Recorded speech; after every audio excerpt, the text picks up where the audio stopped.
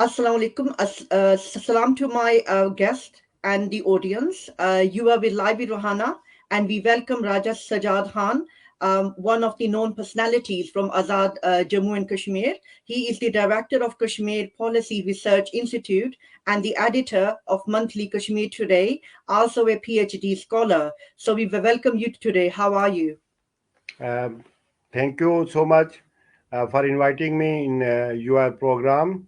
Alhamdulillah, I am fine and hope you are fine and doing well for projection of the issue of Kashmir as well as the issues of other uh, oppressed communities, whether they are in Kashmir or India or any or rest of the world. Many thanks. I'm trying my best to do whatever I can do to help our community and the other communities which are under occupation in India, and especially the communities which are oppressed, as you said earlier. Our topic for today for the audience is why Indian Army has the highest rate of committing suicide in the world. So this is a topic which I don't think that many people have had a chance to talk about. So we are going to be discussing this topic as a form of like a discussion. My first question for you today is: according to the World Health Organization, what makes an army have high rate of suicides? Uh, According to WHO, there are many psychosocial factors with suicide risk.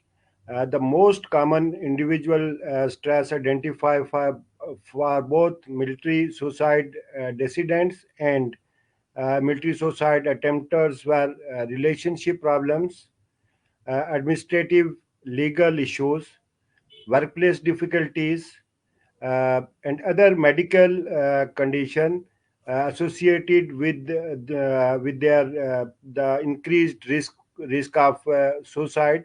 But in some countries like in India, there are other pressures as well, like social pressure, the pressure of their seniors to do wrong, and the division of the nation on basis of their beliefs and their faiths.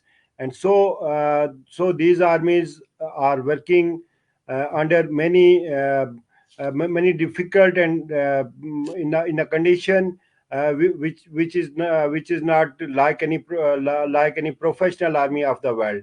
The WHO report was generalized about all the armies of the world. But if you discuss about the Indian Army, and then there are many other factors which causes the highest ratio of suicide in Indian Army. Yes, I actually agree to you because there are many other like issues, like especially we actually know that we can see that India has actually got its army in occupied Indian Kashmir, and at the same time, India has its army in actually seven sister states like Manipur and Nagaland and Assam. So all of these areas are actually considered like disturbed areas in India, and in this area they actually have this law which is called Armed Forces Special Powers Act. So this law is actually a draconian law, and wherever this law is imposed, they have to send the army there. And this law is something like, even on suspicion, you can torture, you can arrest, you can seize the property, you can commit arson, like burning the property, you can search them wherever you like. And even people in a group of like, I believe more than 4 to 5, you can't be actually standing at a place, and if you are standing, they're going to arrest you on those bases. And this law is also called license to kill, and it's also actually called rape law. So because of this law, there's a lot of pressure on the Indian army. Like, I think they even feel like they are actually feeling guilty. And the other thing which I would like the audience to know, that this law is actually going against the Constitution of India 1949, and a lot of articles like Article 14, Article 15, and Article like 19, Article 21, Article 22, Article 25. So if I'm going to start talking about the articles, it's going to take a long time. So it's actually violating its own articles. So I think that's a pressure on the Indian Army as well, that they actually violating their own constitution, and then they're celebrating Republic Day on the 26th of January every year. So they can't actually celebrate that day when they are violating the day when they actually adapted their constitution. So I will actually move on to our next question. And the next question is going to be, what regiments or what areas have the highest rate of suicide, and what are the major issues? You had rightly pointed out about the draconian laws that has been enforced in Indian occupied Kashmir and seven sister states. And basically, these laws are not to even not to protect their army, but these are political rule to suppress the people living in these states. And when an army personnel commit any crime and knows that he is doing wrong and he is killing an innocent people, and then that guilt force him to commit suicide. As you about your second question, according to reports, almost in last 10 years, 1110 soldiers committed suicide. And another interesting factor is that in India, more than 9,000 army personnel got the compulsory retirement, and these retirement and these suicides are because they are working under complete stress.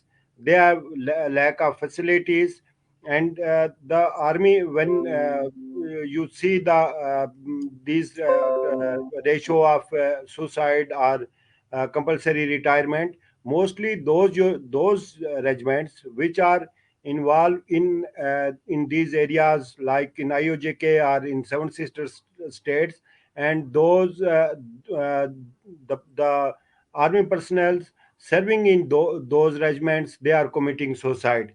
And when you see these suiciders, most of them they have they are active, they have no way to disobey the illegal orders of the senior, so they have to commit a crime. And because of these crimes, they are doing suicide.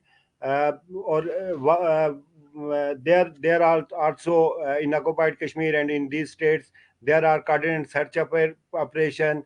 The duty hours are very long, and most of the army personnel, they are working for 4 hours, and they are deployed far flung areas, and they cannot even contact their families. Their breaks are very limited, and moreover, they 1 year before, maybe I am right, 1 year or less than that, an army personnel in publicly he was saying that they have shortage of food, they haven't any medical facilities, and their officers treat them like they are slaves, and no one listen about their problems. So these are the basic reason for the suicide of these army personnel in India. Okay, I actually agree with you, and I would like to add on that in the past, the battalion commando used to speak to the civilian district authorities if they had any land issues, or if their families back home had any kind of issues in their district, or like in the area. But they have stopped doing this. India has is actually doing a campaign through the Indian Air Force called Mission Zindagi campaign. And under this campaign, every 3 months, they actually get together and they sit down and talk about the issues which actually faced from the Indian Army. But apart from doing this type of campaigns, still the situation in actually the situation of committing suicide is actually getting worse. So I actually have these figures as well, that since Modi has come into power since 2014, according to the data released by the government and the Minister of State, Shiripad Naik, he said that 787 suicides have been committed from 2014 till the 22nd of March 2021, which was last year, which shows that 591 Army, 36 Navy, and 160 Indian Air Force officers have committed suicide. But then if you go and check online, it gives a different figure. It's a higher figure of 1100, like armed forces have actually committed suicide. So what you said earlier, I actually completely agree with it. And there are more things which we can't find in articles. Like for example, like you were saying that like food shortage, and that's a big problem as well. I saw an Indian officer crying on the public television and saying that like we have food shortage, and at the same time we have problems back home because our salaries are very low, and it's not like not facilitating us, and we are away from our family, and we don't get much like leave as well. As you said, that they have long hours of working and they don't give them much leave.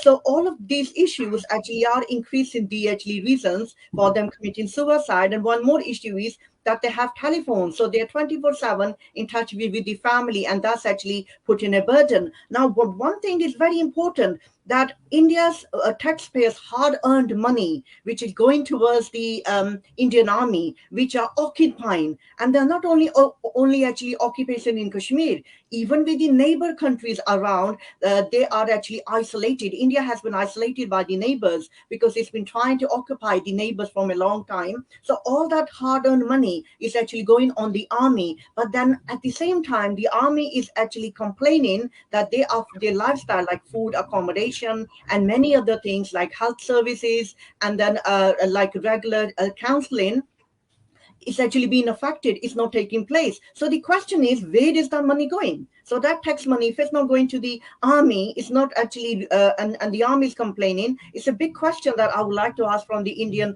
army or from the Indian authorities, that where is that money actually going, and that money can actually help the Indians very well. So moving on to the next question, um, which is going to be our third question, is actually going back to the laws again. So, are the draconian laws of SAPA, like PSA, which is for Public Safety Act, and UAPA, which is Unlawful Activities Provision, affecting the mental health of Indian soldiers in Kashmir and Seven Sisters? So, would you like to add on like anything else? Of course, on one side, these draconian laws provide blanket impunity to Indian occupation forces, but on other side, these laws also provide them a license to kill any innocent person. Besides, they are tempted to kill innocent people to earn a promotion, commendation, certificates, and reward of Rs 2.5 million. To Recently, the army had to admit that Shupia encounter was fake, staged, managed by a captain and his juniors to earn a reward. In coordinated search operations, army personnel killed, rape, and destroy properties of innocent civilians by the orders of the seniors. Or you can say to implement the strategy of Indian government to punish Kashmiris and the people of these seven sister states.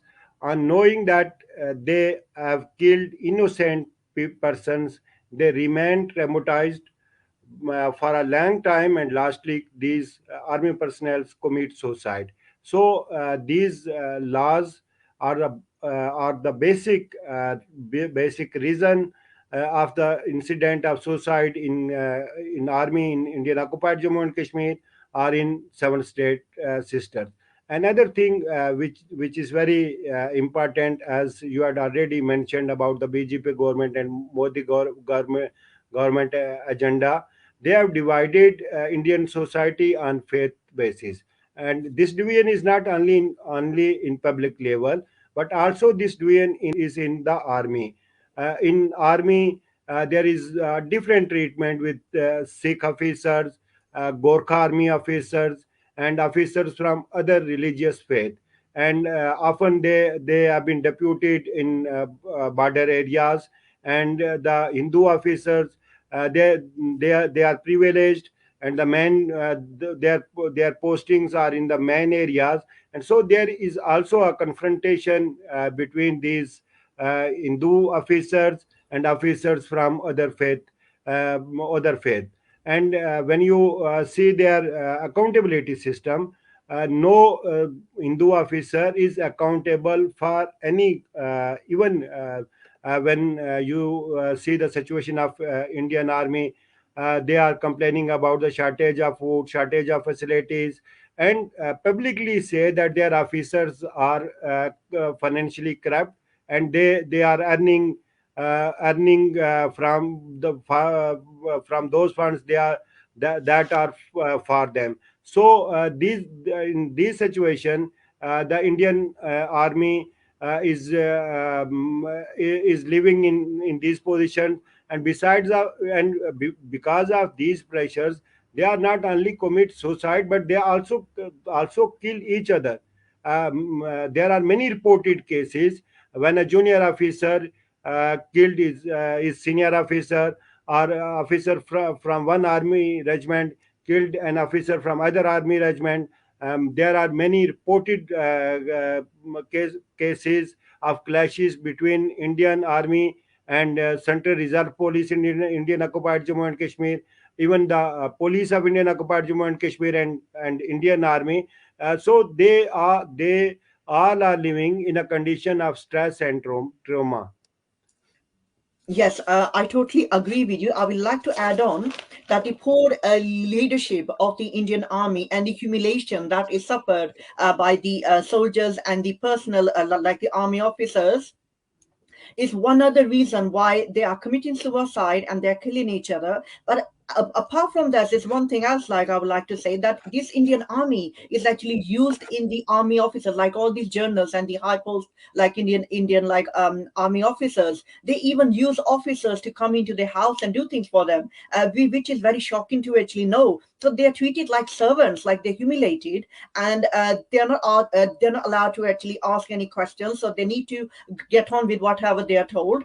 And going back to the draconian laws, like with these draconian laws, as you said earlier, that the army officers are divided on like race and like faith, and on like a caste system as well. So that's a big point as well. Now, recently, what we see is that the Gorkha army, which is one of the very brave army, India has actually owned them since the time of the English army left, Indian Raj finished, and at the same time, the Sikh army, like the Sikh regiment. Now, both of these regiments have actually, like they have actually said to India that like they are not going to be treated as they've been treated in the past, and they have also actually like confirmed on many occasions that they are not going to take orders from them anymore, especially the Gorkha regiment, which are Nepalis. So basically, like they are not going to be in front of the border because India has been using like a Sikh regiment and Gorkha regiment always in front of the border and trying to save Indian army,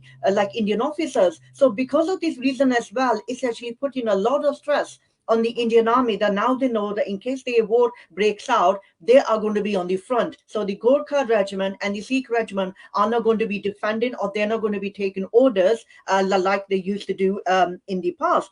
And we also see that because of the Hindutva ideology at the moment, it has put a lot of pressure on the officers because they're always concerned about their families back home. So they are wondering that in case there is going to be some kind of a civil war which is going to break out, it could affect their family's safety, like back home. There's nobody there that who can protect their family. So this is one of the reasons that is putting a lot of pressure on the Indian armies. And because of these reasons, and we see that a lot of things are developing in India at the moment, like in different states, especially like UP state, there is a lot of like mob lynching going on, and in with the Muslims and with the Dalits, they actually like rape cases going with the Dalits, and at the same time, even Sikh people have been suffering like a lot of humiliation. So these things are putting pressure that where is the country going? Because since Modi has taken over since 2014, a lot of like things have changed, and the economy has actually started coming down. So all of these things, and then the salary is not what they expect,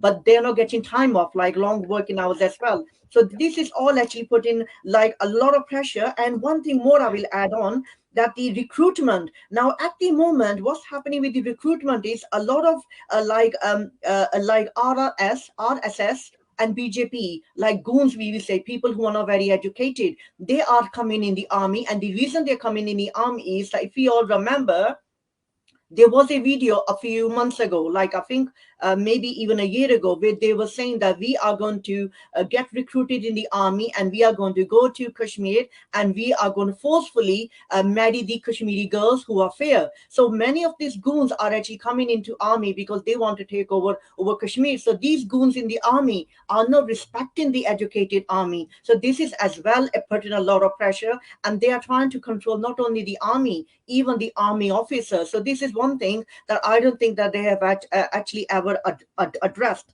And one thing more is the COVID situation. Now the COVID situation in India was actually very, very dangerous. So it not only put pressure on the civilians, but it even put pressure on the army as well. And because of that reason, that India lost a lot of like army as well. And when it comes to suicide as well, these things have put them under pressure about their family back home, that what is happening. And many people heard bad news, like many family members have passed away. So that actually was one reason as well, that many army officers actually committed suicide like last year.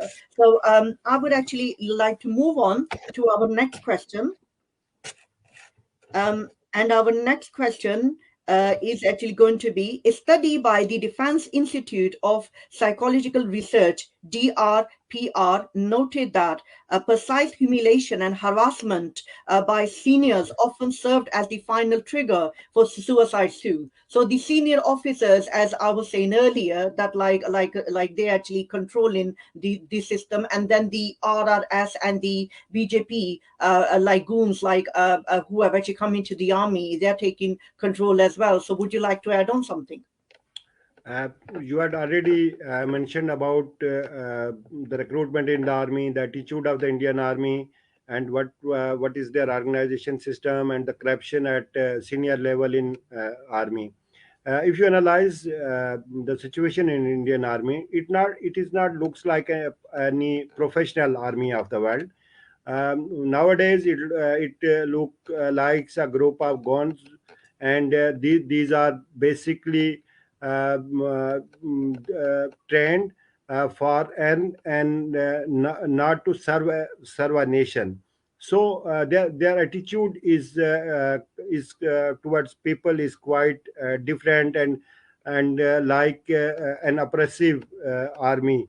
When you give a license to an army personnel that go in a home, and you can rape a women, or you give an initiative to those person that if you will deputed in Kashmir, you have an opportunity to marry a girl, or when you are giving a reward for killing an innocent person, then then what will be the organization of that army, what will be the values of that army? And then it could, we cannot say that it is an army. You can say it is like a group of RSS or group of any terrorist organization which is in uniform and getting pay from Indian exchequer. This is not a disciplined force which are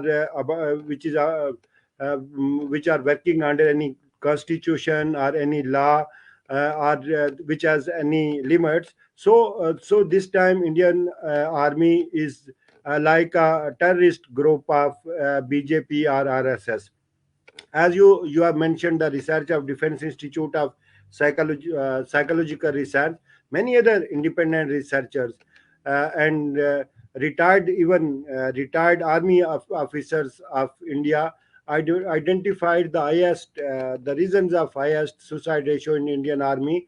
And according to them, there are the basic thing, there are thoughts and guilt about killing of innocent people, then death of close friends, and during any action, repeated postings at to high altitude, in IOJK and Northeast, then persistent feeling of isolation, loneliness, fear of being killed, humiliation and harassment by senior officers, and lack of facilities. The most important thing as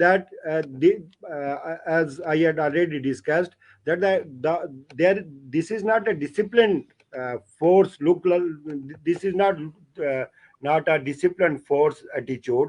They look like guns and a terrorist group, and one is their boss, and their senior officers like generals and their brigadiers, and they are treating them like they are slaves, and they are boss, and they order them that go and kill. They have no right to question anything. So this is also a one factor. Major General Mehta, he was an Indian Army officer, and he says about this situation, that if suicides are happening and soldiers are killing each other, it is a manifestation of lack of discipline, which goes straight to the leadership, unit level and above. And this shows that their leadership, and the farmer, you see the attitude of farmer army chief, and when he was talking in public, and when he was addressing army units, he looks like an RSS terrorist. He's not looking like any commander of any army, and you cannot see this example in any area, any state of the world. So this is the reason that Indian army is now divided in many groups. They are divided on basis of faith. They are divided on basis of their classes. As all we know that in Hindu religion there are many classes, and the superior classes treat the people from junior classes as their slaves, and even they cannot shake hand with them, they cannot sit with them. So this attitude is also shifted in the Indian army. So these are reports, says that the Indian army officers, they have the Indian army hasn't any discipline. Their officers are treating very badly with their juniors. There is no any system of accountability. There is no system of understanding the issues of junior rank officers or even soldiers. So on the basis of this situation, we say that Indian army is now in a situation after a mile, and you cannot expect any good thing from that army. There are many examples from Kashmir. There are many examples from seven sister states, even where the Indian army was involved. They um, their actions was against the humans, and they are violating human rights of the people of India. Yes, I totally agree with you. And their standards are below the international standard, especially by the United Nations with the anti-draconian laws. I would like to add on one thing, that when the Indian armies are recruited, they're not exactly told that what is expected from them, and that's one other reason as well, that the armies is very confused, and when they're asked to do a different task, sometimes they will do it, and sometimes they actually feel guilty, like I said earlier, with the laws, with the draconian laws, and then going against their own like constitution. And at the same time, what we need to understand is they have health issues as well, because like they can see their own friends and their own colleagues are killed in front of them, especially in the areas of Indian occupied Kashmir and the Seven Sisters. And at the same time, they have financial problems, as we know that their lifestyle style is very poor within the army, and even in their own like back home. Like this, their salaries are not good as well. So these things actually put a lot of pressure on them, and then the humiliation we actually talked about earlier. Now, this is very important for the audience to know that in Indian Army, like at least 2 to 3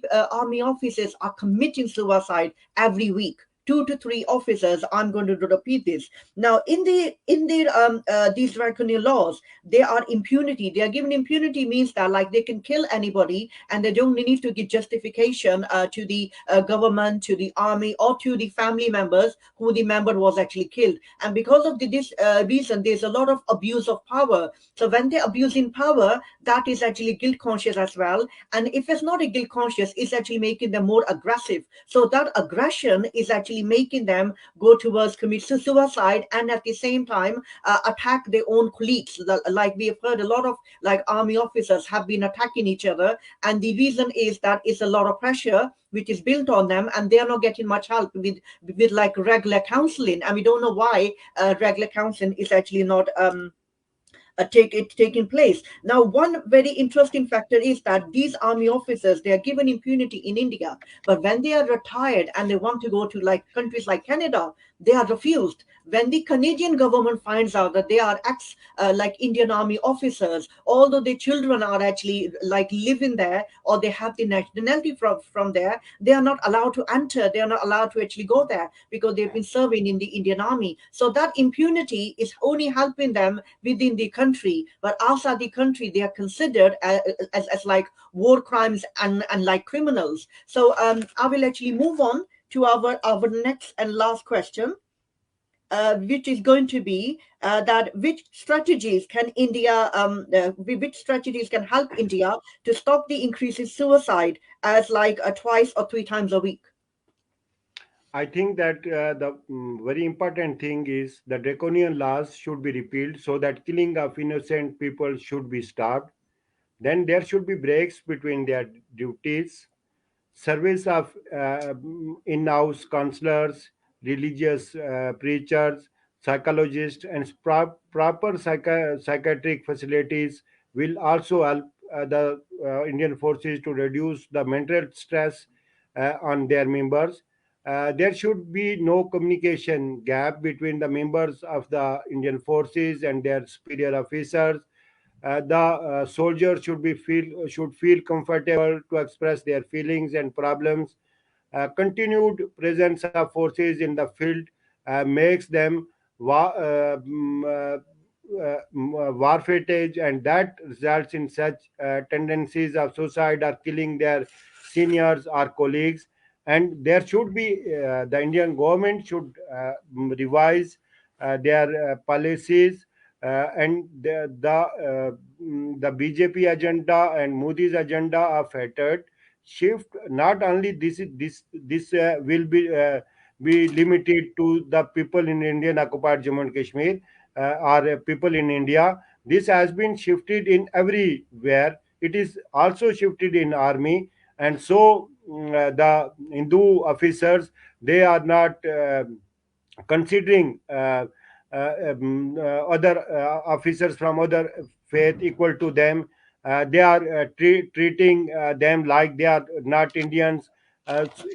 So this situation should be politically managed, and India should concentrate to make this army as a professional army and not as a terrorist group to kill and dishonor the people of India or the people of Indian occupied Jammu and Kashmir. So these are the some steps that could be taken by the Indian government for the interest of their own people. Yes, I totally agree with you, and I would like to like add on that the different states, like we all know that India has different states and it's a large country. Now, in the different states, they have different languages, different customs, and different gods as well. So when they actually working together, they actually look down on each other because India is actually a country which is based on caste and class system, and where there is class and class system, there can never be democracy, and they can never be like equality. Now, because of this reason, there's a lot of like issues going on, as you mentioned earlier, that army officers can't shake hands with each other. They can't even sit together and eat on the same table because of the caste system. So this is a lot of stress, and it's given one party like like making them actually feel that they are very very low. So in a way, like when there's no like equality, they can't be actually like good working relation, or any kind of like democracy, or any kind of reason that they can actually perform well. And the other thing is like Hindustava. The idea of Hindustava is actually they actually putting this into the mind of the Indian army, that Akhand Bharat, like they need to take over the neighbor states, and then they need to slowly move on, and they need to take over the world as well. So we all understand that Hindustava and Nazism are actually two sides of the same coin. So there are two things. So because of this reason as well, that some of the army officers feel threatened because of their families back home, and with this situation, and because they are working with some BJP and with some RRS actually ideology people with them as well, or who have actually joined the army. So it's actually very unprofessional, and it's putting a lot of pressure on the Indian army. So it's not only the soldiers or the personnel, even the actually the high ranking officers as well. So the system in India at the moment is completely different, like completely changed over, and it's all because of the Hindustava ideology, which has come into force since Modi has actually become the prime minister of India. And we all know that before he was the prime minister of India, when he was the CM, chief minister of India, like sorry, chief minister of Gujarat, a lot of genocides of Muslim took place in 2000 to 2002. And at the same time, they actually amended the actually law, Unlawful Activities Provision Act at that time in 2002. And the reason was that they can actually detain a lot of minorities, especially Muslims, who are actually based in Gujarat. So what I'm trying to say is that a lot of laws have been amended, and the reason is so they can control the minorities. And the laws they have in India, a majority of them are like draconian laws, and it gives only one indication that Indian people are treated as terrorists. And when that thought comes to the mind of the Indian soldiers who are serving on the borders and who are serving in disturbed area, it's very disturbing from them, and they are not getting much help from their professionals, like any kind of counseling or any kind of other help. Although they have a program which I mentioned earlier, the Zindagi campaign, but that a campaign is not on regular basis either. It's actually every 3 months and similar campaigns. So India has a lot of working to do, and I would say, like you earlier, that they need to repel the draconian laws. They need to work on the ideology of Hindustava, which is not only making the army commit suicide, but it's also affecting the civilians. And the country is actually getting divided because there's a lot of like class and caste system which has been exposed, which wasn't exposed earlier at the time of the Congress. And the last thing I would mention is that their food, clothes, and married accommodation, and they leave, and at the same time training, these things need to be actually the policies have to be reviewed, and they need to actually make sure that a policy for their health, a policy for living, and their pension schemes need to be up to date, and they need to facilitate the army officers, so the decrease of psychological issues can be encountered, and they can be actually working in accordance to the world's other armies. And the second army after India, which is actually suffering suicide at the moment, is America. And America used to be on a higher many years ago, but India has taken over since like last, I could say it's going to be nearly a decade very soon, since Indian army officers have been committing suicide. And this has been recorded by the World Health Organization as well. It's a concern for them, and concern for the Indian citizens. So, with this, I would like to thank our guest today. And before we go, would you like to conclude by adding on anything else? Thank you so much. You have concluded very well, and would say only one sentence, that Indian occupation and the Indian forces attitude toward the people in India and in Indian occupied Jammu and Kashmir, because Kashmir is not a part of India. It is under the illegal occupation and forceful occupation of India. So legally we cannot discuss Kashmir in India. Kashmir is a disputed territory. So the Indian occupation forces in Kashmir and Indian forces in India should treat the people with respect, and should obey even if they don't like to obey the international covenants or international laws, they should obey their own constitution and respect the voice of the people, and should not kill the people. And I from this point, I would like to appeal Indian government that they should facilitate their army minimum, at least they should provide them better food, they should provide them better health, they should provide them an opportunity to see their families. These are minimal things, and they are serving for their government, so they for their country, so they should not treat them like a terrorist organization that have to earn from the people, and there is no liability of the government. I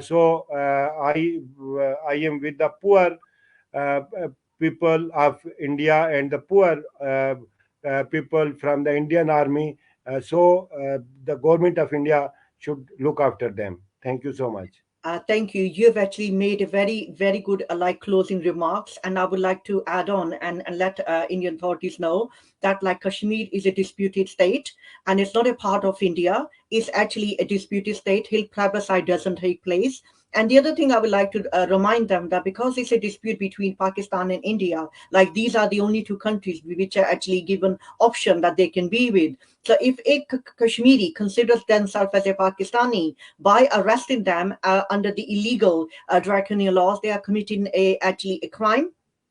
They actually violating international law, and at the same time they actually disrespecting Pakistani laws as well, because if they consider that there's some Pakistan, they actually taking over, like arresting or detaining a Pakistani citizen. But at the same time, once again, as I said, that they are keep on they keep on violating their own articles under the Indian Constitution 1949. So they really need to actually have a look and think what they're actually doing. They're actually putting a lot of pressure on their own army and giving them reasons to actually like commit suicide. So these things all need to be reviewed, and the draconian laws need to be upheld, and like Afsafa law, and then up SAPA law, and the Public Safety Act, and UAPA laws, they are actually total draconian laws, and many young youth have been captured, like detained under these laws illegally. So India need to make sure that they repeal these laws and keep them away from